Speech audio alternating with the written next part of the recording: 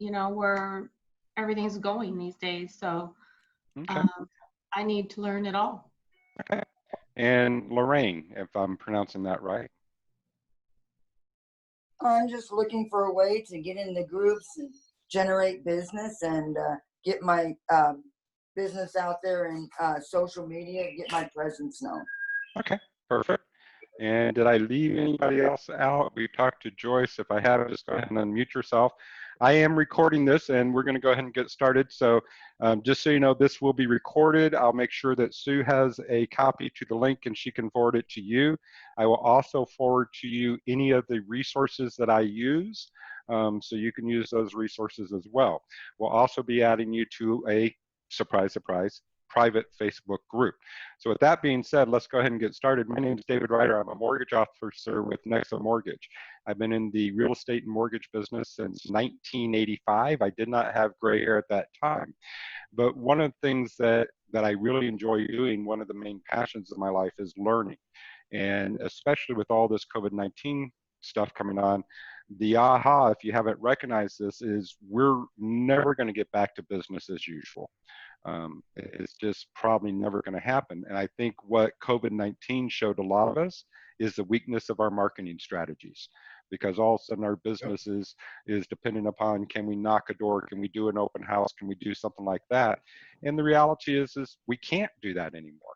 So I went ahead, and when I saw this happening, I went ahead and hired a coach, Adam Smith, who happens to be right there. And because he generates all his business through social media, thank you, Adam. He generates all his social media, all his business through social media. And those that will master it will survive. Those that don't master it won't survive. It's just that simple. So we're going to start off with a quick poll. And here's the poll. If you'll just go ahead and take the time to answer it. There are 3 questions in here. Do you have your own Facebook group? A yes or no question. How many Facebook groups do you belong to? And then do you communicate through Messenger? So those are the three questions, so we can kind of see where we're at technology-wise. And I'll leave that up. I'll leave it up for about another 10, 15 seconds just to make sure that everybody has it. And the way we're looking at it right now is most of you do not. It looks like we're running 70-30. 30% have their own private Facebook group, 70% don't. We have 20% that belong to 0 to 5 Facebook groups. We have 40% that are 5 to 20, 20% are 21 to 50, and then 20% of us are over 50. And then most of you do communicate through Facebook Messenger, which is huge. So any questions on that? I'll go ahead and shut that down for now. We got most people up. We got one more person left to vote. So as soon as that person gets voted, we'll go ahead and maybe that's me. So we'll end that polling since that's me. So some interesting things here. All right, so we're going to talk about Facebook groups today. We're going to talk about how they work, why they work, and we're going to divide this into 2 sections. First of all, this is a very interactive presentation, so feel free to unmute yourself, ask questions. The last thing in the world you want is just to listen to me talk. So I'd much prefer that you unmute, you talk, you ask a question. We got lots of knowledge here today. We can all learn from each other, and we can make this work. As far as a little bit of presentation, let's see if we can do this. So I'm going to share my screen, and that's going to be screen 2. And why you may not be able to hear the sound, how many of you remember this commercial?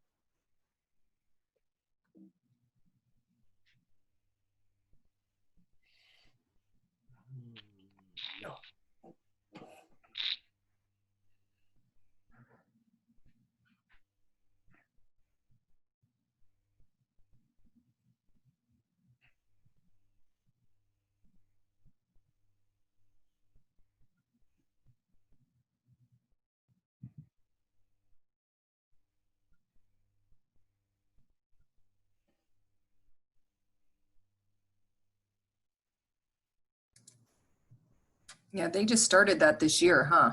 Yep. So here's the interesting thing about this, and end is coming up, so we'll wait just a second. There we go.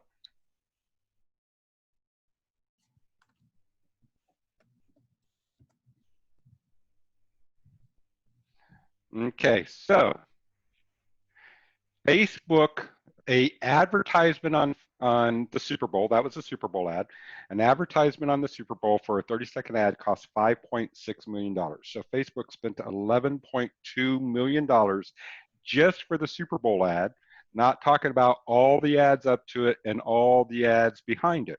So here would be the question that started this whole genesis of thought. Facebook Groups is free. Facebook is free. Why in the heck are they spending $11 million advertising something that they give away for free? If that doesn't catch your attention, then you're probably missing the boat. The big Facebook, a lot of us have been on Facebook for a long time. I've been on it for about 10. In fact, I want to say it's 16 years old as of this month or something like that. But we've been on Facebook for a long time. We've seen a lot of changes. How many of you have noticed that your organic reach isn't going nearly as far as it is? How many of you try to boost a post or you start talking to people and they say, I don't see your ads, or I don't see your stuff. How many of you have done something like that or seen that it's just not the reach that it used to be? Okay, well, this is where people would speak up, but that's okay. The reason for that is very simple. So Facebook has something called edge ranking. Is anybody familiar with edge ranking? Just shake your head up and down if you're familiar with edge ranking. Shake your head side to side if you're not familiar with edge ranking. And so, okay, so edge ranking, let's talk about this. It is not by accident that Facebook shows you certain things and don't show you other things. The whole idea behind Facebook is to create engagement and create content on a consistent basis. They have an algorithm called edge ranking, and edge ranking will determine how much you show up. Are you an influencer? Are you not an influencer? Do you get to see 5% of your people, or do 50% of your people show up?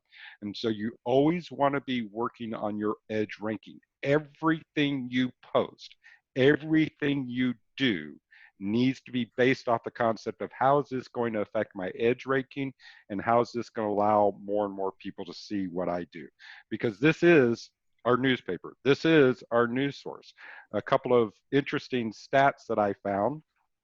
Let's see if I can bring these up and actually start it here. Okay. Here we go. And if I'm on a screen share, you'll be able to see that. And that's 2. So Facebook groups is your pathway to repeat business. The first concept I want to get across, and we had some people talking about this already, is Facebook groups is your personal farm. That's what it is. It's a way for you to get in front of your ideal customer. In fact, you want to load your Facebook up with your ideal customers. By a show of hands, or just by voice, how many of you have at least 1,000 connections on your Facebook page? Shake your head up and down, unmute yourself. Okay, let's make it real easy. How many of you have at least 500? I got Christy at 500, and if you'll look if you don't want to speak up, then just go ahead and put in the chat. So in the chat, go ahead and put down how many Facebook friends you have. And then I'm going to tell you the magic secret number. So as that's going in, Facebook allows you to have 5,000 friends on your personal page. Oh, and we're going to talk about that. Let me just write a note. Personal versus business. Okay, Facebook will allow you to have 5,000 friends on your personal page. Does anybody have an idea of how many you have to have in order to have an impact with Facebook? Nope. 1,500. So until you have 1,500, you're not considered significant in Facebook at all. So the very first goal that I'm going to give you in today's class is go get 1,500 friends. Now, if you're like me, you probably started thinking as Facebook friends is somebody that you actually know, and nothing could be further from the truth. Facebook is no more than your audience. If I'm advertising on TV, I don't need to know the individual that I'm advertising to. I just want to advertise to them. The way you do that in Facebook is you get a lot of friends. So when we add 1,500 plus, you want to add people that are ideally your ideal customers, but that's what your group is going to be, is you're going to funnel your ideal customers into Facebook. Okay, let's go over here. Oh, just so you know, you can see some chats, and now you can see why we have Barb 539. Adam is 4,999. He always keeps one open because someone may need to pop in, and if he's at 5,000, nobody can join. Looking at some of these others, 1,500 from Mary Gomez. Congratulations, 1,300 from Holly. And I imagine by the next time that we meet, we'll see a whole bunch of people that are over 1,500. So I went over this. The cost of a 30-second commercial in Super Bowl is 5.6 million. Facebook spent so much money promoting groups, so we know about that. Here are all the stats that we need to know. 1.4 billion people, 1.4 billion people are using Facebook groups. There are more than 10 million groups on Facebook, and why businesses and brands can create Facebook groups, which they will for interacting with their existing fans. There are plenty of ways for marketers to connect with potential groups or potential customers through other groups. We'll talk about that. Facebook shows that we are moving to an older group, as we well know. We're moving, the younger kids are on Instagram, Snapchat, TikTok, etc., and we'll talk about those in another class. So, why Facebook groups? Well, if you don't want to read it, it's very simple. Organic reach is down. Facebook has come back and said, you're only going to get about 5% of your audience on an organic reach. They have really, their whole idea, if you remember in 2000, from the election of 2016 and from the hearings that they had in Congress in 2018 and 2019 and 2020. Facebook is struggling, not struggling, but they're fighting for their platform right now because let's face it, Congress wants to break it up. Congress does not like the influence they have. And so one of the ways that Facebook is fighting that is through the creation of groups. Groups are supposed to be like-minded people. In order to commit to the privacy that they have done, you can get away with more on a Facebook group than you can with your Facebook feed. So again, they're trying to drive that connection. They're showing more friends and family. Key word there is friends. So how does Facebook determine if you're a friend of somebody? Interaction. The more they see, how many of you have seen that when you interact with one or two people, their posts come up on a regular basis? Facebook says that if we are talking to each other, that we must be friends.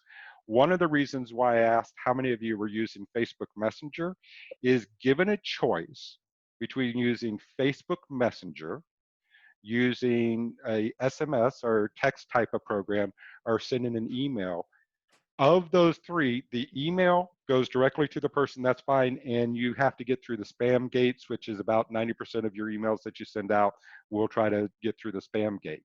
If you do a text message, that's fine, but if you do a Facebook Messenger message, now Facebook says, oh, these people are really friends. So I'll give you, for instance, one of the things that I'm noted for, if you're in my Facebook world, you're probably going to get a birthday greeting from me every single year. I record a little video, I put it up on your page, and then what I've done this year is to extend my reach. I send my little video through Facebook Messenger as well. Well, by doing that, if I can engage in a conversation in Facebook Messenger, I guarantee you most of my posts will start showing up on your feed. So start using Facebook Messenger to help increase your reach. Less content from business. If you're not paying for advertising, which is Facebook's model, they're not going to show your ads. And people like to boost posts, just so you know, that doesn't work very well. And they're not going to see your business page. In fact, when we talk about personal page and business page, here's the way to think of it. Your personal page is your life. That's where you live your world. Your business page is a validity checker more than anything else. People will go to your business page to see who you are, what you are, etc., but then they leave. So doing advertisements and trying to do things from your business page just simply will not give you the reach that you need to have. Yes. Can you do a mass message on Facebook Messenger? Yes. So the easiest way to do a mass message on Facebook Messenger, and I'll be going back and forth on screens just so you know, to make life a little bit easier as far as what we can see. And I will bring up one here. So this is, and I won't scroll on this because it may not be appropriate, but this is the, yeah, we'll leave it right there. This is the Facebook Messenger group that we have started. It started in February of 2020, and we probably have 200 people on this Facebook Messenger group. So the simple answer is yes. You can tag people, you can add multiple people on Facebook Messenger. The easiest way is to get them into a group, though. Does that answer your question? Yes. Thank you. Okay. And Adam, feel free to share your contact information. I don't have any problem with that at all, just so you know. Okay. So, David, I have yes, a question. please.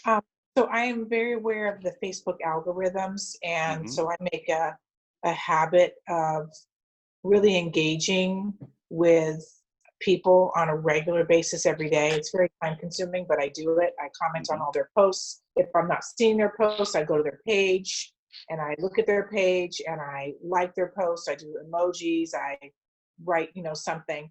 And I do feel that as soon as you do that, bam, you start seeing their posts. So, but what I have not known is if I am commenting on on someone else's page, does that increase the algorithm that they see my posts, whether or not they answer me?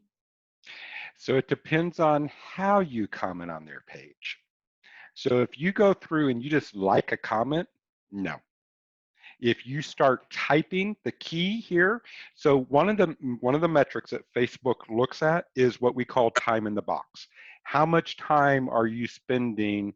Let's get here so I can do it.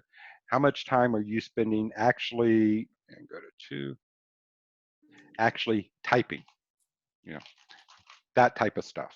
The more time you spend there, the more important it looks to Facebook, the more reach it will get.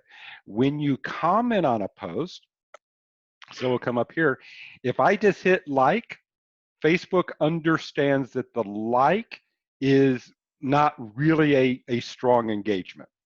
If Right. I hit the emoji or something. If I start hitting the emojis, that's better. But here's the key. Type in a minimum of a 4-word comment. And poor Chastity will not understand what this means. Well, she will, but so when you're commenting on somebody, 4 words. 4 words is key. A like or emoji gives you some, but 4 words is going to give you more than anything else. Okay. So 4 emojis on the comment line is not enough. It has to be words. Do words. Yeah, because think of it. Facebook wants to see interaction. Facebook wants to see connection. And so how many of us scroll through Facebook and just like? That's like saying, waving at, there's no interaction, there's no conversation there. But when you do 4 words or more, now they see that you're engaged and they'll start showing each other's posts. What's so funny? That's good, man. It's just waving. Well, that's all it is. It's just simply a way. And like is the most, is the least impactful of all of them. So the care, the heart, the laughter, all those have better. But again, a 4-comment word, a 4-comment post or reply is going to get you better engagement than anything else. So David, can I interject? Yes, please. So what David is getting at is that Facebook wants you to engage in conversation, hence the 4-word or more, I don't want to say requirement, but you'll certainly improve your edge rank in that algorithm if you do 4 words or more. And superior to that even is use Facebook's toys. Use their GIF library. Create and use your Facebook avatar. Clicking on your avatar versus clicking on a single emoji is going to be an enormous difference, a chasm of difference between the edge rank, the engagement that you're having, because Facebook wants you using their tech and toys. They don't ever want you to leave Facebook. That's kind of the idea. If you think like Zuckerberg that way, so everybody go and create your Facebook avatar if you haven't already. You probably all have Bitmoji avatars. Do the same thing in Facebook. And use the avatar, use the Facebook avatar before you use an emoji. You'll get an enormously more substantial impact on your EdgeRank in their algorithm by doing that. And there's David's example. Okay, thanks, David. You're welcome. We do this well together. So when you look, for those of you that are not familiar with the avatar, it's this one right here, post an avatar sticker. So we have, and what Adam is saying is this, all these things over here matter. Okay, so whether it's post an avatar, insert an emoji, which you can do, it will come up, you can do something like that. You can attach a picture or video, that also gets a gift, and then post a sticker, as opposed to this. This is not engaged, this is engaged. And that's what Adam is saying there.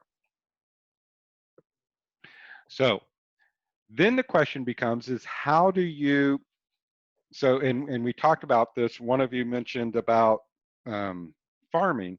So one of the concepts I want you to get, that I want you to remember is typically when we talk about farming, we talk about a geographical area. Well, we're not, that's fine. And in, for instance, that Arrowhead group, you're not going to break that, but you can also farm people. And that's what your personal group is for, is to farm people, to keep people in your group. And you can, again, schedule posts for them. You can interact with them a little bit more. So the first key of doing, and I'll bring this back up. The first key, share. David, we might have a latecomer coming in. If you What's want that? Yes. We might have a latecomer trying to get in. Let me check in here and see. I'll check the security. Do I have anybody in there? Participants? What time we leaving? No, I don't see anybody. I got Joyce in here twice. But Just I don't. keep an eye out. I think someone's going to try to get in the next minute. Okay, it'll pop up when it does. So that's not a problem. So Facebook even allows you to, there we go, Chris Jones. Facebook even allows you to look at groups. So if I have the new Facebook version up, that's what you're seeing here. Yes, I'm sharing my screen. So I have the new version up here. I prefer the black background, etc. But if you look across the top, here's your home. Here's all your watch videos. Here's your marketplace, which we'll, if we have time, we'll talk about. Here's your groups. So it's real easy, leave the page. It's real easy to, and this is one of the things I like, it's real easy to scroll through and see what's going on with your groups. So David, you're in the app. Is that correct? The Facebook app? Yes. Okay, because I'd love to use my laptop. Is there a difference then? Because I know you can't use the... No, this is my laptop. I'm not, this is my laptop. I'm not sure I understand your question, so I'll shut up. Are you not? That is the correct answer, David. You are looking at the Facebook.com website. This is not on your phone. It just happens to look like it because this is the new version of Facebook. Okay, yeah, they sent me the new version. I didn't like it, so I went away from it. Is that a negative? No, you can switch back and forth. So they don't affect your algorithm because you do that? No. Okay. Oh, that's a good question, and you might. If I would use the new version as much as you can tolerate it, and we bounce back and forth on a daily basis, but yeah, I would be willing to bet, knowing what I know about Facebook wanting you to use their toys and tools, that you should use the new version as much as you can. Okay. How do you access your Facebook avatar from there? Because I don't see it. Oh, that's got to be in the Explore tab. David, go to your Facebook home and show them the Explore tab on the left side. David, will you also show us how to go back to the new version if we're in the old version? I would do my very best. Okay. Is this where you want me to be, Adam? Adam? Explore. Okay. I don't see the avatar filled out in there. I think I did my avatar over here. And let's go ahead and real quick, so because I have this open. So this is how easy it is to switch back and forth. Here's my old Facebook version. I go up to the little arrow. I click on it, and eventually it comes up. And then I should be able to switch to the new Facebook. So it's very easy to switch back and forth, just so you know. Okay. Okay, does that help a little bit? So in the new Facebook, I still don't see my avatar. I only Have see you my, created the avatar? when I'm in the app on my phone, I see the avatar, but not on the computer website version. I don't see it. Do you So see you it? don't have this right here in your comment? No, I do not. I only have it in the app. That's interesting. Okay, we'll find that answer for you, Christy, Okay, and send that's it off to interesting. you. You know what else I also see that's different with Facebook is that some people have different choices of the background color for your post. They have all kinds of interesting ones that I cannot locate. So when you click on, and I can just say, so are you talking about this right here? Yeah, you go there, then you go to the thing on the end with the 4 little dots. And there are many that I don't have that people have, and I'm annoyed by that. How do you update that? Oh, because your last name is Lot. So I got a message from Facebook that said they don't like you very much. That's great. Thanks. I'll go back to my maiden name. Would that be better? That would be better. You know, there's something about you. No. I'm not sure why those aren't showing up, but go to the new one, go to the dark mode and see if that doesn't help. Because Dark again, mode. Oh, okay, yeah, so dark mode is different then. dark mode is slightly different. So try that and see if that doesn't. Dark mode, okay. Okay. Okay. So again, to switch back and forth, it's just this little down arrow, and you can, here's the dark mode that I have turned on. Now I can turn into a light mode. I can switch back to classic. And again, as Facebook sees that you're interacting, they don't roll out all features to all people at the same time. Just so you know. So like avatars were showing up for about 2 weeks before I got the ability to create my avatar. So they don't roll everything out at the same time. Dave, question. Yes. All this that you're showing us, it's within the group, or it doesn't All matter? this is Facebook right now. This is not even within the group. We're going to go into groups right now. Okay. So if you go to the left side of your screen, you can go to groups. And there's a couple of things, and again, I'm always a little bit scared when we go live because you just never know what's gonna show up in your thing. So there's two things that you can do. The very first thing you want to do is you want to go ahead and start exploring groups. There are literally thousands of groups, and when you're looking for groups, one of the things that you're looking for is, again, you're looking in something that you have an interest in. So you'll go back to it. So there's all these categories of different groups that you can go into. So I have a group for my car. If you're into guitar playing, you can do groups there. And this is going to help build your community, because even though they may not be a prospect for you in real estate right now, the key to remember is the more connections you have, the more interactions you have, the more Facebook will like you and the more they will show up and let you see other things. And Jen's now in. Now we're bringing in the other Facebook expert, just so you know. So you can, to create a group, thank you. All right. So to create a group, all you have to do is hit create new Facebook group.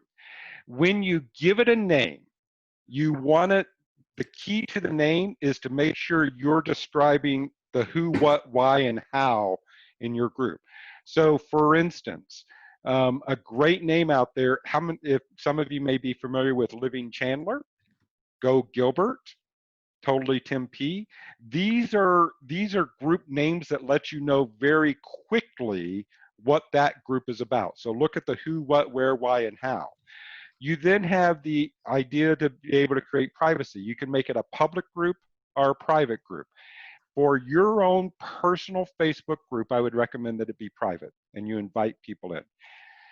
Your public groups require a lot more monitoring than you may want to be doing at a time, because there are people that will spam public groups just like anybody else. So we're going to go ahead and create this group.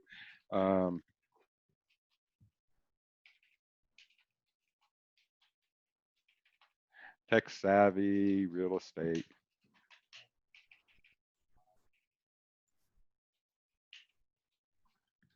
And thank God for spell check, otherwise I couldn't.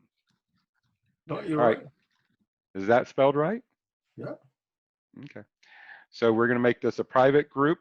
Then you can make it visible or hidden. If it's visible, then they can find it in this back page that I just talked about. If you make it hidden, then nobody will be able to see it unless you invite them.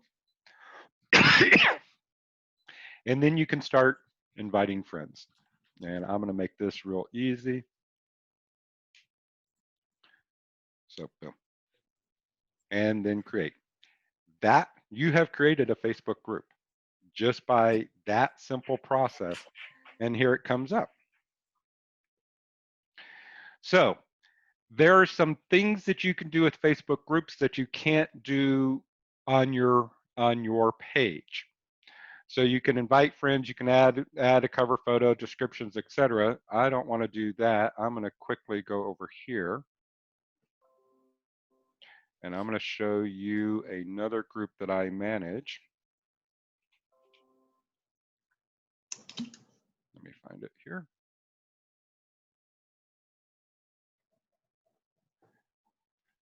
So this is, oh, a couple of other things. So this is a Facebook group that I manage. I am not the administrator on here. I am the moderator.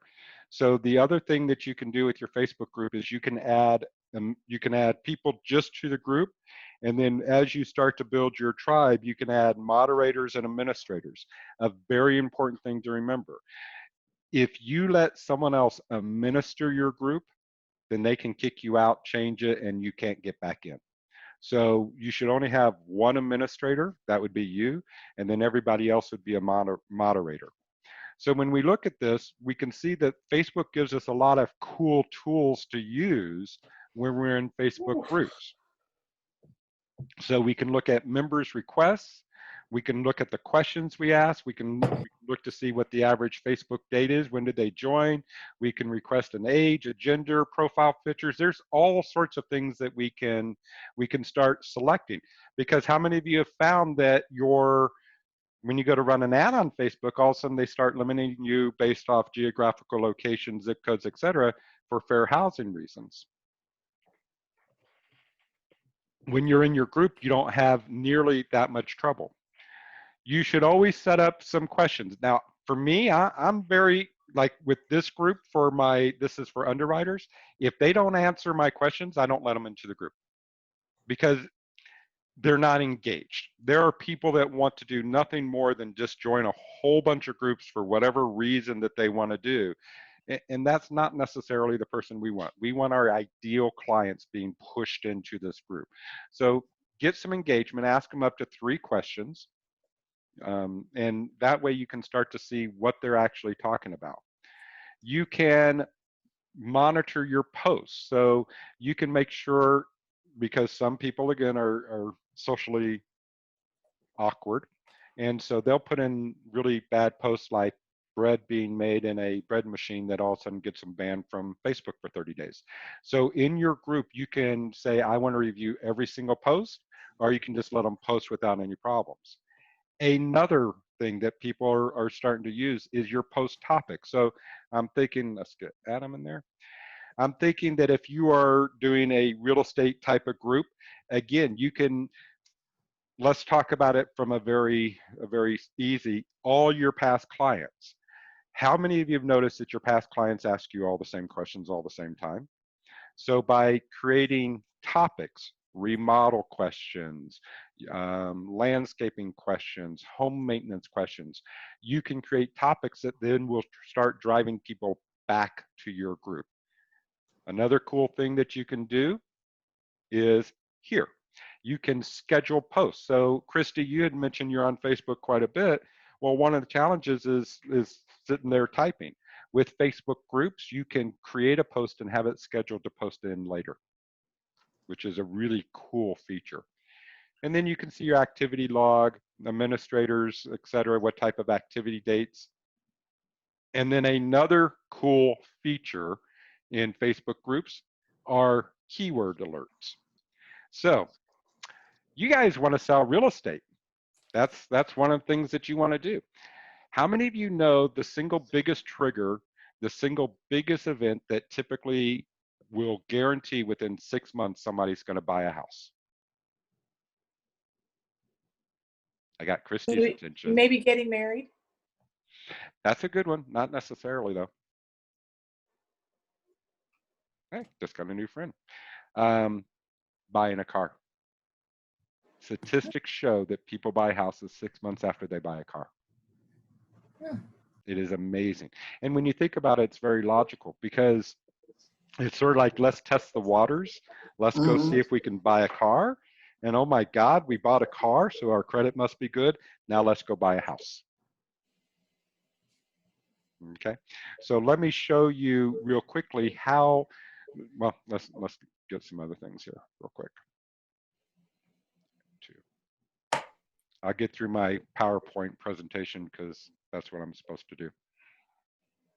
Okay, so steps of a successful group. Define your passion, define your niche. It has to be something that you feel good about. So again, your passion could be just making sure that you stay in touch with all your past clients and give out lots of real estate and housing information, home maintenance tips, etc. So figure out what your passion is. Then choose your type of group. There are 4 different types of groups. There is the special interest. A great example of that would be the Peloton, if I can spell it right. So if we were to go look at Facebook Peloton,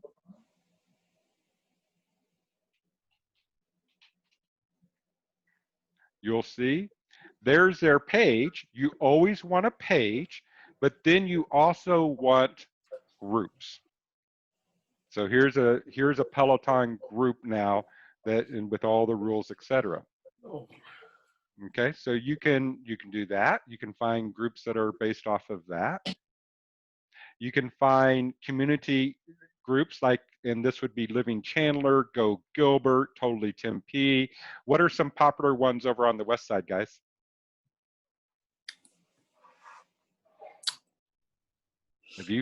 Have you found any? Let's see. So let's just look here real quick. So do we have a Westgate. What about Upper West Side? I don't know if that's a group though. Westgate. Well, Westgate? Everything Arrowhead. Okay, Yeah. Everything Arrowhead. Girlfriend Therapy. That's here in Arrowhead also. Okay. These are all run by agents. They're very smart that they got that done. Yes, yes. But here's the thing, and here's the West Group 2020. You know, just because someone has a group, you're building your audience, and there's more than enough. And it's just becomes a battle of who's going to have the best content, because it's consistency and content that matters. Okay. Right. Let's go here. We have business groups, Ad Espresso. This is a great site. How many of you have gone to the Ad Espresso? This is, if you want to learn about Facebook, Ad Espresso is a great place to do it. And then how many of you, and then final groups are groups with similar mindset. How many of you are members of Lab Coat Agents? Oh, you know about that? Okay. Yeah, there's a group. Yeah. So there's a group, Lab Coat Agents, started by a guy, Tristan, about 6 years ago. I want to say, I mean, his following is huge. So this is like, it's a demographic farm. It's like any other farm that you do, in the respect that when you start it, it will be slow. Don't be discouraged about that. So when it started, it will be slow, but as you grow it over time, it takes on a life of its own. And that's really what you're trying to get it to be done. Make sure I don't have anything there. Check my questions. Avatars, beats, emojis. There's Adam's stuff. Okay, fine.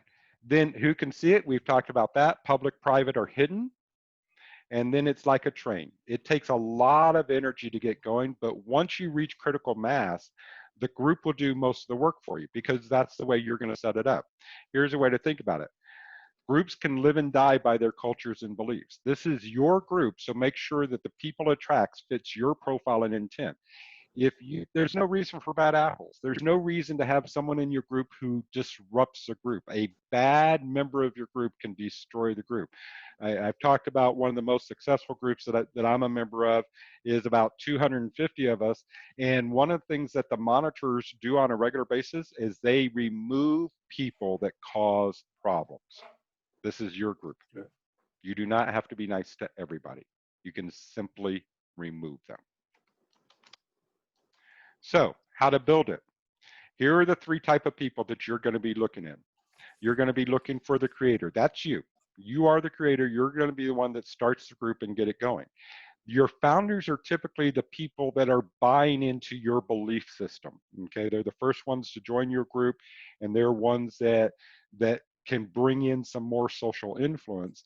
And then once your group gets to be big enough, you're going to add admin and moderators, because there's no way that you're going to do this all by yourself. And you may want to add it, a lot of our groups typically have 3 moderators in them. And some groups have more than that. You can have 20, 30 moderators. It's no big deal. But the moderators are the ones that are going to keep the group tight. Okay. At first, that's going to be you. But as time goes on, you can delegate those duties off. You can even delegate them off to a virtual assistant. When you invite the founders and the moderators and administrators, you want to give them some rules. Their rules. Invite 50 people. You can't grow this group just by yourself. Okay. You can't grow this group by yourself. You want to have a posting schedule. This is going to be critical. One of the things that Facebook really, really, really wants is consistency. They want to see something posted. It doesn't matter if you post 3 times a week, once a day, once every other day, but pick it, and ideally pick your times. So for instance, you'll see I do a thought of the day Monday through Friday, and it's just a simple graphic. I typically pick up a quote from some book that I'm reading, but I know in Facebook, I'm gonna post that between 8 and 9 every single morning. And when Facebook starts to see that, then they'll start giving me traction. So be consistent with your times. Here's another huge one that Jen taught me that I had no idea. How long should you wait after a Facebook post to post something else?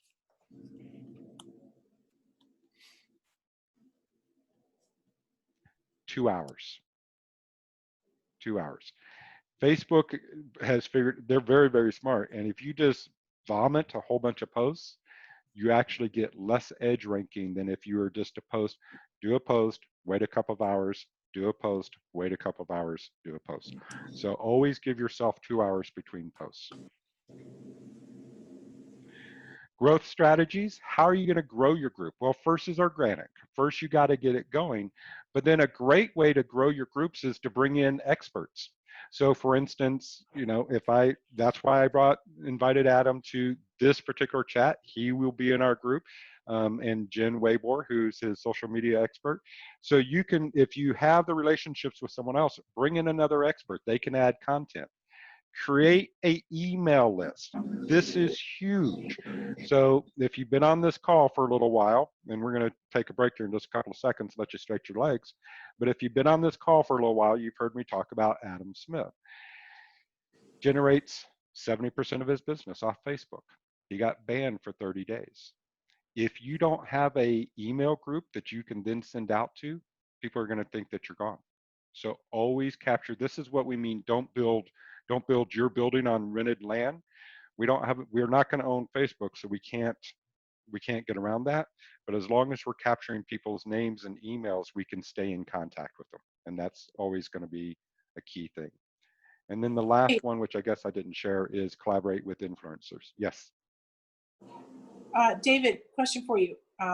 This is just kind of a one-off about being banned. I hope that never happens. But if you're banned for 30 days from Facebook, does it also ban you from Messenger? No. Okay, great. Yeah, I think I got a message from someone one time who said Facebook had banned them, so they were reaching out via Messenger. Okay. And you want to start training your people by communicating by Messenger. Again, not everybody communicates by Messenger, but those that do, you want to take advantage of that. Again, if you have a choice of sending a text, sending an email, or sending a Facebook message, send a Facebook message. That's going to give you the biggest bang for the buck. Okay. All right. It's 10 o'clock. We're going to take a 2-minute pause. That way people can, I have found that when we do Zoom classes and you're there for 2 or 3 hours, your butt gets tired, etc. So I'm going to go refill my coffee. I'm going to go refill my water. We'll be back in 2 and 2.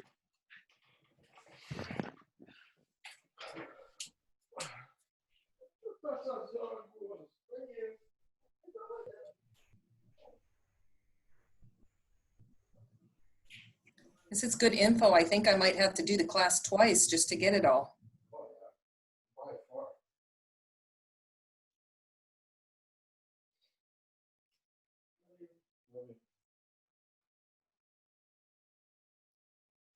Yes, I really like it. I think it's a good class, Sue. I think everyone's trying to figure out how to get their presence on social media, no matter where it's at. I didn't know some of the little things about using the avatar or using Facebook Messenger more. I didn't know that all those things mattered. Yeah, I had to leave the room and I didn't hear anything about Avatar. I hope he's recording this. I don't know if Jen Waybear can answer that question. If you didn't create it, And it is recording. how do you do that now? Oh, it is recorded? It is recording, and Jen can answer all kinds of these questions. And for those of you that have missed some of that, Jen is the marketing director for both my coaching company. She's also one of the coaches and the marketing director for my mortgage company as well. And she does most of the coaching on our social media modules. Not as much Facebook as things that the younger audience would be into. Jen's certainly well schooled on Instagram, TikTok, Snapchat, those kinds of things. I spend a lot of time doing the Facebook stuff, but yeah, the just about the avatar, and this is true of everything that Facebook rolls out as tools, toys, tech, etc. The more you use the shit that Facebook wants you to be using, the greater the impact on your edge rank in that algorithm is going to be. So what we were discussing at that exact moment is that if you're responding to a post with something as simple as a single emoji, rather than engaging in conversation or using one of your avatars, your Facebook avatars, mind you, not a Bitmoji avatar. Facebook's avatar program is fairly new. What do you say, Jen? 2 or 3 weeks? Maybe a month? Month and a half max. Yeah, 6 weeks tops. You're going to get better edge rank in that algorithm. You're going to get better engagement out of your post. More people are going to see more of the shit that you post if you're taking advantage of the toys, tech, and tools that Facebook is rolling out there, because that's what they want. Like David said, when we started this whole process, Facebook ran a Super Bowl ad for Facebook groups. Now, here's a service you don't pay a dime for. Nobody does. And yet they spend money on the most expensive television advertisement time known to man, 11.2 million. to promote Facebook groups. So yeah, these are the things that Facebook wants you using. Don't ignore that. Take advantage of it. And yeah, again, I can't remember who asked about having other real estate agents in their audience. It's an audience. And if you're doing things despite another real estate agent, and it improves your edge rank and improves your audience seeing more of the things you post, then do it. Do all of these things that Facebook wants you to do for your own benefit, because again, more people will see more of the things you post. That's the end game here when it comes to Facebook activity. Do the things Facebook wants you to be doing because it benefits you. One of the things that Adam just mentioned, and I know Adam and I go back and forth on this. Sometimes there are posts, because I have a lot of lender friends, and there are posts that I don't necessarily want my lender friends to see.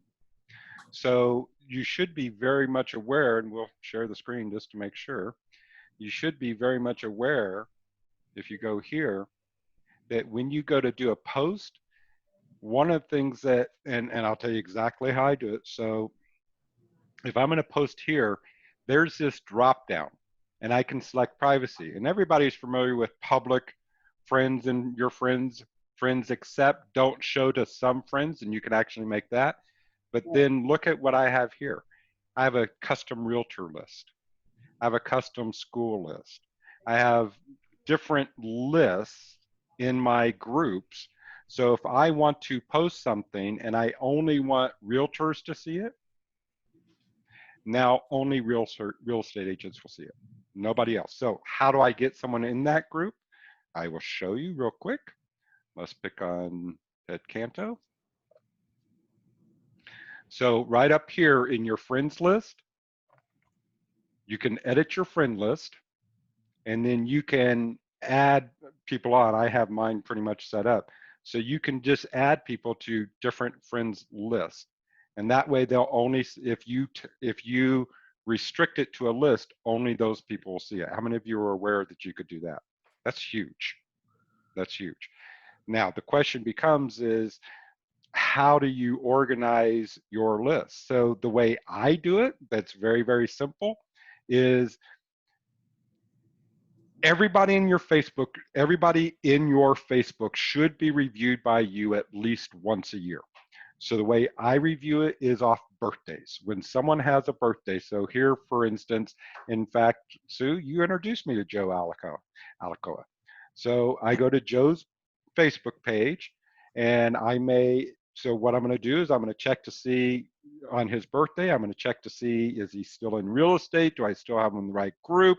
I may do a quick timeline search just to see what's going on in his life, see if he's still active, and then I'll categorize them. And I do that. So every day I'm going through my Facebook list and touching somebody by a birthday or whatever the case may be in order to make sure that they're still relevant to what I'm trying to send them to. Okay, I put it there. Does that make sense? Easy way of doing it. You want to develop a system to do that, okay? So creating a group is not hard. Growing a group is a little bit harder. So how else can you use Facebook groups to help you? How many of you are familiar with a concept called comment farming? And yes, I will go there, Adam. How many of you are familiar with comment farming? So this would work for you, Christy. Well, this is what got you banned from that group, I guess. So comment farming is a very easy thing to do. We have some, does anybody ever go to Marketplace? So comment farming, if I go to, and you Yes. gotta, yes, okay, good. So you gotta find the right, okay, what's going on here? As I start going through these things, I am purposely looking for comments that I can, let me get this out of there. Let's go property rentals. So I'm purposely looking for things that I can make a comment on. Okay, so if someone's trying to, these are rooms for rent, but I'm looking for houses for rent or whatever this case may be, when I see this, I may want to put a comment on it to engage in a conversation. If I see, I'm a sports fan, I'm a Cardinals fan. So if I go to my Cardinals group, if I see, I'm looking for certain comments like the one that we talked about. And you guys, someone getting married, someone buying a car, someone having a garage sale, someone having a yard sale. All those are indicators that their housing needs may be changing. So you don't want to get into a comment of, hey, I see that you just bought a car. Do you want to buy a house? That doesn't work. But you can get in there, hey, cool car. How much did you pay for it? This, that. You start a conversation. That allows you to then add them as a friend, and you can now start doing, again, through private messaging, you can engage in a conversation and pick them up as a client. So comment farming is a huge thing. You could spend an hour a day just going through the different groups that you belong to and look for trigger words that will allow you to comment and engage with one person, not with 50 people, one person. Okay, does that make sense? Yes? Okay. Yep. All right. Then the next thing, and I'm going to go back to the couple of other things that if you're going to do your group, and here's a perfect example. Let's do a share right here. In your group, Marquita, where did you go? This is a friend of mine. Yeah. So this is a friend of mine, another loan officer friend of mine, and every single Wednesday, she's out of Detroit, every single Wednesday she does a Facebook Live. Doesn't matter if one person's there, doesn't matter if 15 people are there. Every single Wednesday, she does a Facebook Live. Over time, her audience will continue to grow. So there we go. I just had to say hi real quick. Over time, her audience will grow, but more importantly, so Facebook is always looking for relevant content. It's always looking for new content. If they know that you're coming on every Wednesday at 10 o'clock with the Facebook Live, they'll start shoving that notice over to more and more people. So get used to doing Facebook Live. This is why we gave the little tip of create your own private Facebook group, practice your live in your own private Facebook group, and then get out here and do it on a regular basis. Do a Facebook Live, okay? Hey, David, can I interrupt you for a second? Sure. We don't talk about Fight Club, of course, but if you were going to list the top 3 people in the Fight Club that participate in social media, who would they be? Katie Parsons, Adam Smith, and probably Chastity. Oh, well, I don't think Katie's a good answer, but unless you're misspelling it, because I have a special guest for you. Bring him on. I am. Oh my God. What is he doing there? Epic mortgage guy. So, all right, so you guys are very, very, very lucky. Let me tell you a little bit about Andrew Katie. Been in the business 6 years? 5. This is my 5th year in. And what is your volume year to date? 47 million, 194 transactions. Okay, now he's a lender. Why don't you tell us a little bit about how you use Facebook to help your business? Yeah, since so he was there. Yeah, so I mean, I obviously am very heavily referral based from real estate agents, probably a lot like yourself. And I haven't prospected a real estate agent or really anyone in about the past 18, maybe close to 24 months, but rather I've done everything through social media. My entire business base is built on social media. I branded myself probably close to 3 years ago. I branded myself the Epic Mortgage Guy, and the branding really took off. And now I'm available on any social media channel at Epic Mortgage Guy. I did universal branding across all platforms: Facebook, Instagram, LinkedIn, Snapchat, Twitter, TikTok, YouTube, everywhere. And I just put a lot of very, very, very relevant content out to the world for free with no expectation of return. And the business just starts to work every single time. You know, yeah, scroll up just a little bit there, David, back to that. So I do a quick post, you know, alerting real estate, down a little bit, the hurricane one. Okay. I do a quick post, you know, just telling people to make sure they bind their insurance, and I get 18 shares on the post. Little things like that, and almost getting a little divisive about it. Like if you scroll down, you know, I do a lot of like really stuff, but stuff like this, up a little bit, the realtors one. This is a great one. This one here, I landed one of the largest real estate agent teams in my city, called me the next morning, and we've already got 2 deals underway right now from one Facebook post. Right now, I know lenders are buried. Lenders' turn times are suffering because lenders are not focusing on purchase business. They're going after easy refinances. So I pop that out there, and I'll get another 60 to 70 deals a year from one Facebook post. It's all about knowing your audience, knowing who you're marketing to. You know, I would ask each of you on social media, on Facebook, how many friends do you have on Facebook? If you have under 1,000 friends, you are just simply not utilizing what needs to be utilized. My friends list is right. I just unfriended a bunch so I'd have more room, but I think I'm at 4,800-ish friends. And since I've filled my friends list, now I have an additional 1,500 people that are following me on Facebook. And if you're not filling your friends book, your Facebook friends list with people that are influential in your market, that can refer you out, that you can be seen as the expert with, you're missing the boat on it.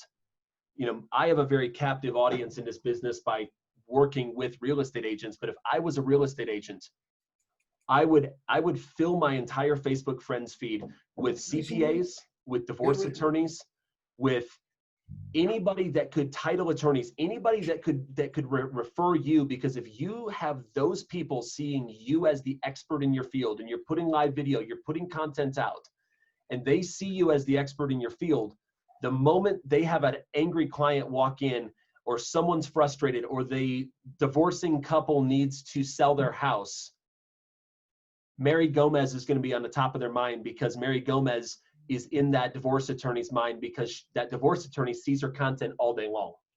And that's how you're going to win the referral game. I have a very captive audience targeting real estate agents, but so do you guys. You really do. You're going to look for business professionals, dentists, orthodontists. You're going to look at people that you are going to want to network with, that can network out to your sphere, and kill the social media game. Drive it hard. That's literally all I do. I post on Facebook a few times a day, Instagram, LinkedIn, Snapchat, and the business flows in to the tune of 46 houses closing this month, all purchase business, no refinances. So I think, Andrew, one of the things that you said there that is so important is, in Arizona, we always say you want to be the source of the source. You don't want to be the source. And what that means is, when we're giving advice as far as zoning or anything like that, we always want to say, well, you need to go talk to the zoning person. I can't tell you what's going on. What you're saying is you're looking for people that can refer you. You're not looking for the referral. You're looking for the referee. Would that be a correct statement? Yeah, it's absolutely correct, because as a lender on Facebook, my captive audience, I've got 9,000 realtors in my market. I've got a very captive audience of 9,000 people. You as a real estate agent, if you're in my city, you've got 1.8 million people that are potential clients. How do you market to that? How do you put yourself out there to 1.8 million people when your friends list is capped at 5,000? Well, how you do that is you begin to be seen as the expert in your field by people that are in high influence in other fields that can drive business to you. And that's how you play that game. And it is not a fast game. It's a long-term play. It takes doing these daily videos. I'm a huge fan of Gary Vaynerchuk. Gary V has this phrase that he says that if you give 51%, expecting 49% in return, and you do it even a little selfishly because you want people to feel a tiny bit indebted to you, you don't have to ask for business.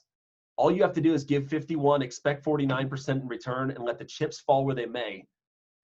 And people will just slightly feel indebted to you and give you business. And so I put information out that my competition could really, really use. I help my competition all day long. I can't tell you how many lenders comment on my videos. And I don't really care, because the real estate agents see that I do the content first. And then they see somebody else in my market do the video a week later, and they're like, yeah, John's just copying what Katie's doing. And so be seen as the expert, and you will start to drive that referral business back in the door. It's not rocket science, but it takes a lot of guts and glory to get out and do live videos and get into that uncomfortable space until the uncomfortable becomes comfortable. So one of the things that we shared with them is to start their own private Facebook group with just them as a member, so they can practice their live functions without anybody seeing it. Because what a lot of people will do is they simply will not engage. They won't go out and try something, because once it's on Facebook, it's there forever. So just create that private hidden group, and you can practice and see. You can see what the lighting does and things like that in order to come across better. Make sure you have good tools. You might want to talk about that. Yeah, I mean, all it takes is a couple $100 on Amazon to get a couple soft boxes, a ring light, and a camera. For me, live video is the best, because if I try to shoot a video, I'm going to retake that video 30 times, because I want that video to be perfect. But going live actually exposes your flaws a little bit, and it makes you human, and people value it. People love raw and real. If I'm live on Facebook and I misstep my words, I just pause and start back over again. It's not a big deal, because people see you as human on it. Whereas putting out this perfectly produced video that took me 7 hours to shoot because I did 35 takes on it can oftentimes come across as disingenuous, because it's too perfect.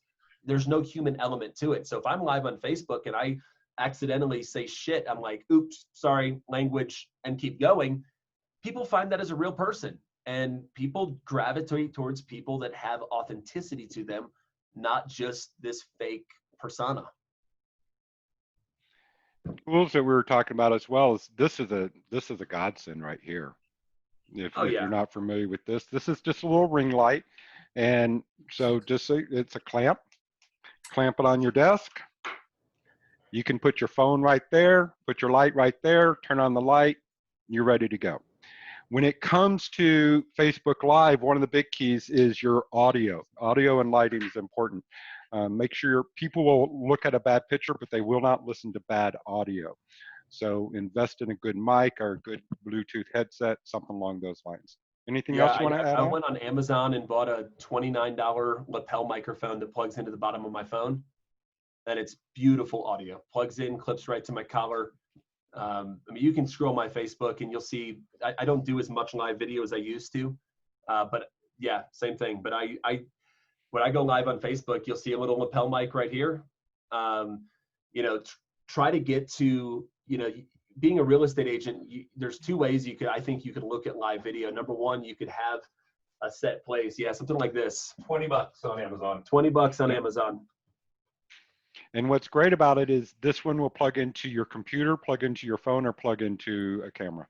It gives you different adapters. As a real estate agent, I would look at live videos two ways. Number one would be to have a consistent place you can do a lot of your lives, so it looks like you have a home landing base. That can be in your bedroom. For me, I try to do about 50% of my live videos in front of, I've got an American flag on the background, and it's like the place where people see me coming live. But then I also love changing it up so it doesn't become mundane. And so I do maybe 50 to 70% of my videos in one place. But as a real estate agent, you could do your video from the balcony of that beachfront condo. Well, I'm talking from Florida. You know, I don't know where everybody's at. We're in Arizona. We have the beach. We just don't have the water. Gotcha. Yeah. So like you can do a live video outside of your normal environment, but you know, I'll end with this. I'm sure you guys know who Robert Herjavec is. He's the guy on Shark Tank.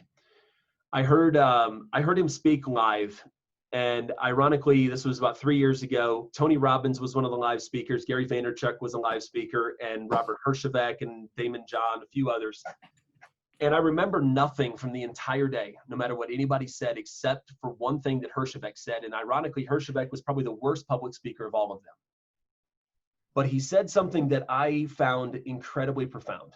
He said, every human has inside of them a financial thermostat. And that financial thermostat has a setting. Now, he said, imagine your thermostat in your home is set to 72 degrees. And the power goes out for 6 hours. In Arizona, your house is going to be 98. But when that power comes back on, it's just a matter of time until your home gets back to 72 degrees. And he said, that's what you see in America. You see people that are worth $1 billion, and calamity happens, they go bankrupt. And 6 years later, they're worth $1 billion again, because their financial thermostat is set to $1 billion. And he said, the problem with most people in America is their financial thermostat is set way too low, and they're very comfortable of where it's at.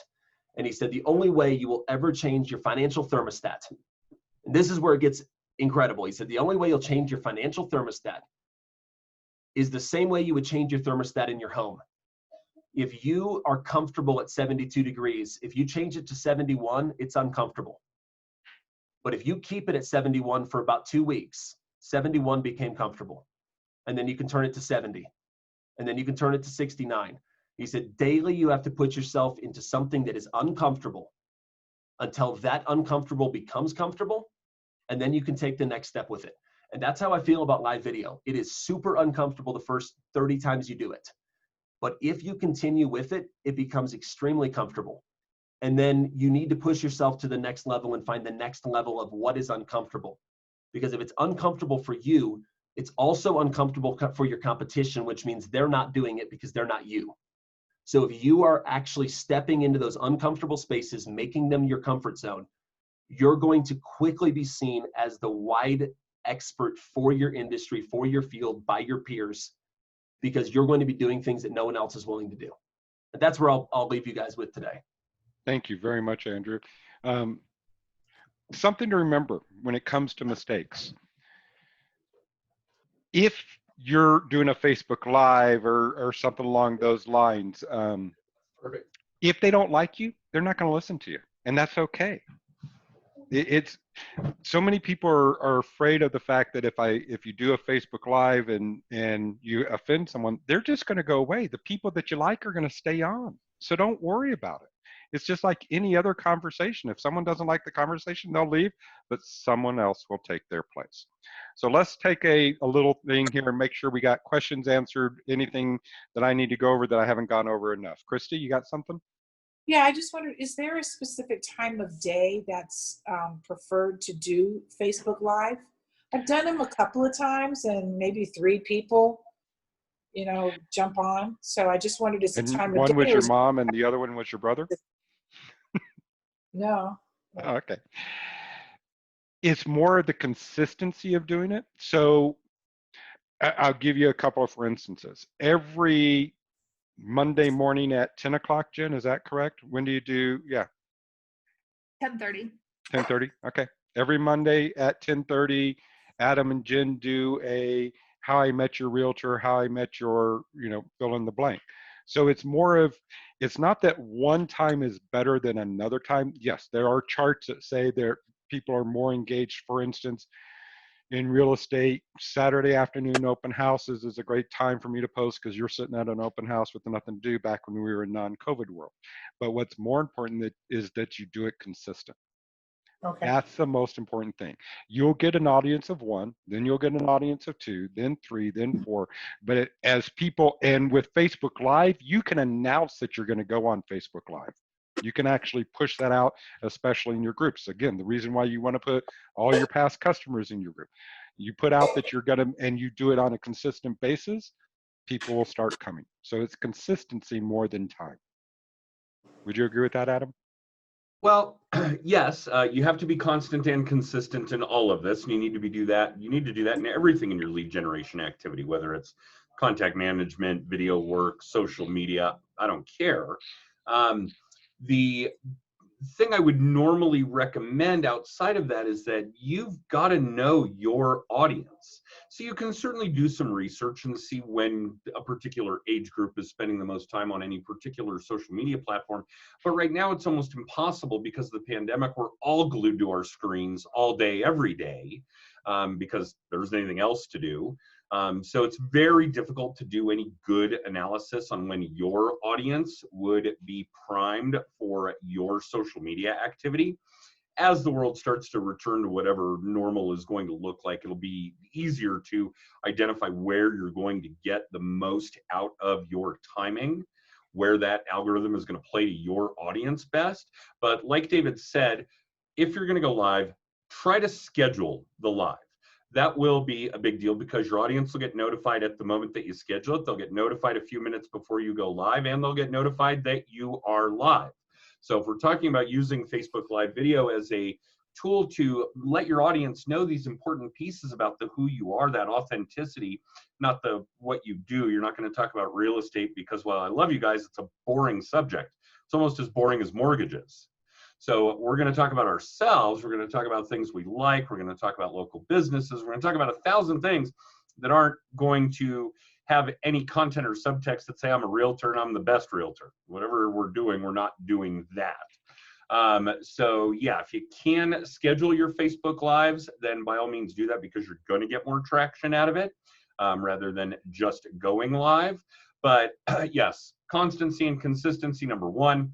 And 2, try as best you can during these odd times to identify when your social media audiences are on that particular social media platform. And I know David's class here is circumnavigating Facebook, but that's true for all of them, whether you're doing this on YouTube, on LinkedIn, on Instagram, etc. Make sure you have a handle as best you can on when your audience is on that platform, because that will increase the traction that you're getting out of any particular social media activity, whether it's video or not. even just posting on social media, memes or GIFs or copy or whatever the case may be. If you can get your head around when your audience is on social media on that particular platform, you'll get better traction out of it. Think of it as a job.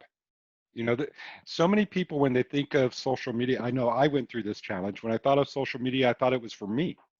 It's not for me. It's for my audience. So it's a job. It's a calendar to make sure that you're posting consistently. It's not getting up every morning and saying, what am I going to do today? But to actually lay it out and have an idea. The ideal way would be to have a 30-day calendar and to know when you're going on, when you're doing your Facebook Lives, when you're doing your posting. Because if you wait till the last minute, as someone like myself is prone to do, winging it's not always the best way. So what I'd like to do at this point in time is I'd like to have everybody turn on their mic, and this is for Sue's benefit and my benefit. Sue does a tremendous amount of work to bring you content, to bring you value, to bring you stuff that you can use to turn your business. Sue and I have worked together for many years, and we've had some very tremendous successes. But what would help us out at this point in time is if you could tell us what you want to learn. What is it that you would like to learn? Because between the group I have around me, we can get anything done. So go ahead and turn on the mics real quick, because that's what we're always struggling. Doesn't matter what we want to bring you. What do you want us to bring you? And we'll start with Miss Christie, because she's always so vocal. You just want to know what else we would like to see? Yeah. In other words, if you could have a class on anything or explore anything, what would it be? Because we're putting together a training calendar for you. Oh, okay. I recently took a CE class that I was excited about, and it was a Binzer class, and I learned 0. So I just want to learn more about very helpful things. I would love an appraisal class, but again, I need to learn something different. Right now, the market has shifted a bit, as everyone knows. Buyers are really struggling to have their offer chosen, right? Mm-hmm. So I'd love a class on some other unique ways of getting our offers chosen, but also we have to get through the appraisal process as well. I'm hearing different things online about, and I never know if they're accurate or not, or if it's just BS, but appraisers actually saying the words, because of COVID, we're bringing in appraisals low. Is that true? I don't know if they really said that or not. Has anyone else heard that? So I'd love another class on Binzers, because I think that's probably the hardest part of the real estate process is the Binzer. And I'd like an appraisal class. And then any other social media classes. I've done the Facebook ones. I've done the Instagram one. I don't do anything on Twitter. I went away from Twitter years ago because of all the ugliness that I put there, and I didn't bring that into my brain. I know I don't have to follow those, but that's just what I did. I don't know if anyone is using Twitter. I am on LinkedIn, and I should do more on LinkedIn professionally. I really should. So I'd love a class on LinkedIn. Okay. Yes, I agree. Okay, we got another one for LinkedIn from Lorraine. What about you, Mary? You're unmuted. Tell us what you're thinking about. I would like the appraisal class also. I don't think we can get enough of those. I just had a listing of mine appraised really low because they're doing drive-by appraisals by choice if they decide to. Occupied. Go ahead. And that was the case in this, that was what happened in this case.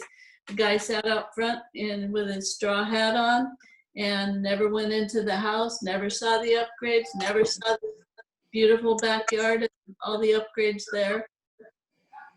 Okay. He used 2-story houses on tiny lots to compare to a big executive style house just because they were the square footage, just going strictly on price per square foot. It was awful. So that's a huge one. Okay. Is there any fighting that or no? There's nothing you can do. Well, pretty much a futile effort, you know? So a thing about appraisals is, remember, whenever you fight an appraisal, the person you're fighting against is the appraiser. Right, I know.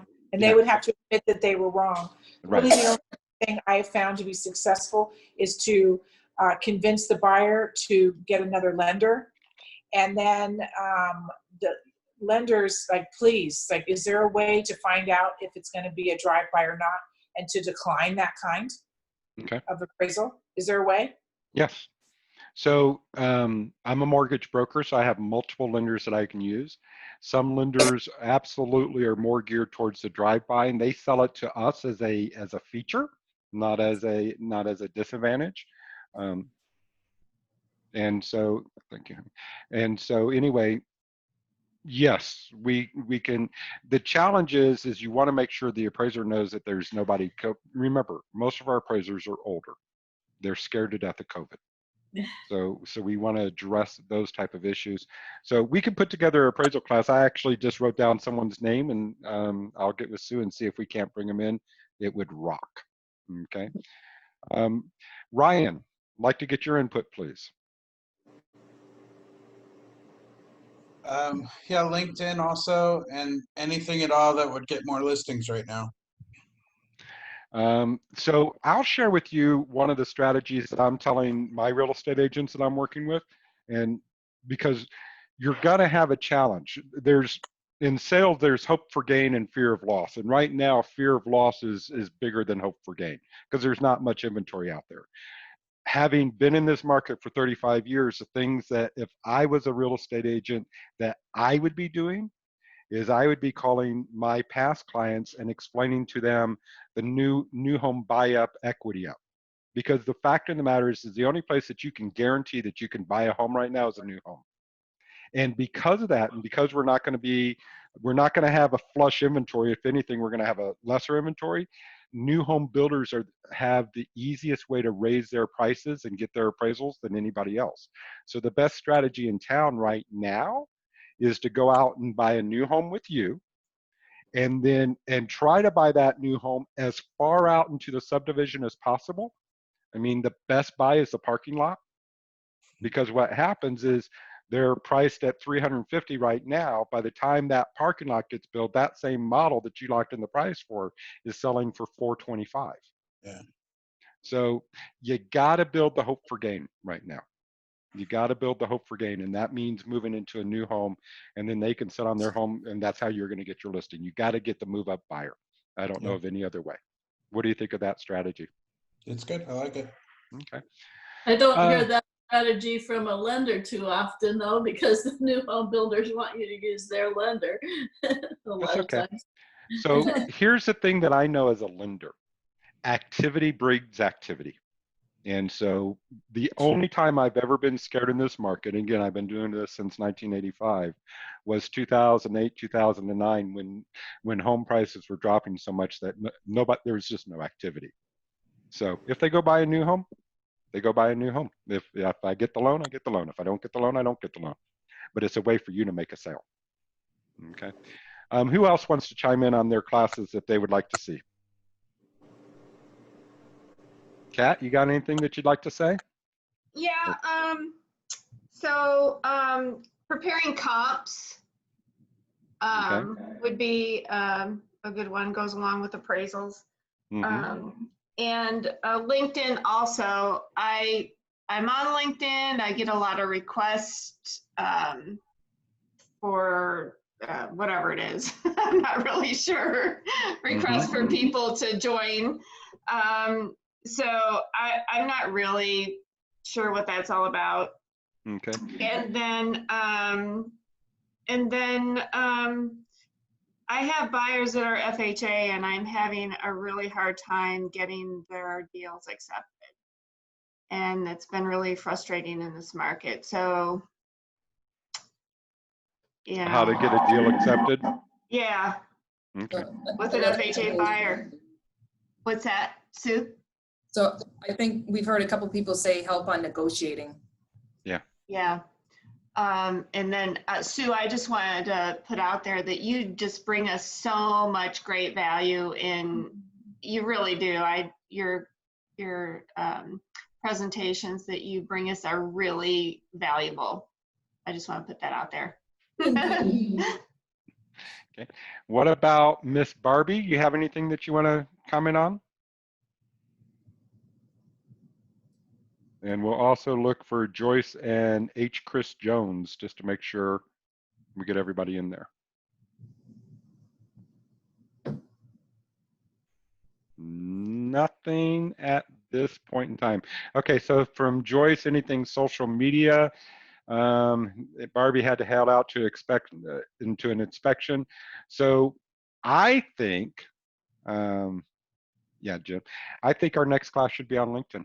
Yeah, I agree. You want to do that? Okay. And then All we'll right. work with the appraiser as well. Yep. Get me that information. Yeah, absolutely. We'll do that. Okay, guys, we've been on here for about an hour and 40 minutes, but time is now properly numbed. I'd much rather end sooner as opposed to try to go over, because I think most people appreciate the time. If you enjoyed this class, two things. One, I'll get the list. I have the list here, and we'll be inviting you into a Facebook private group. And two, please reach out to Sue. Let her know she does put a tremendous amount of time, energy, and effort into bringing you content and bringing you valuable content. So please remember, you can write her in on your escrow lines, and she would appreciate that. And I will get, when David sends me the link for the recording, I will get that to everybody.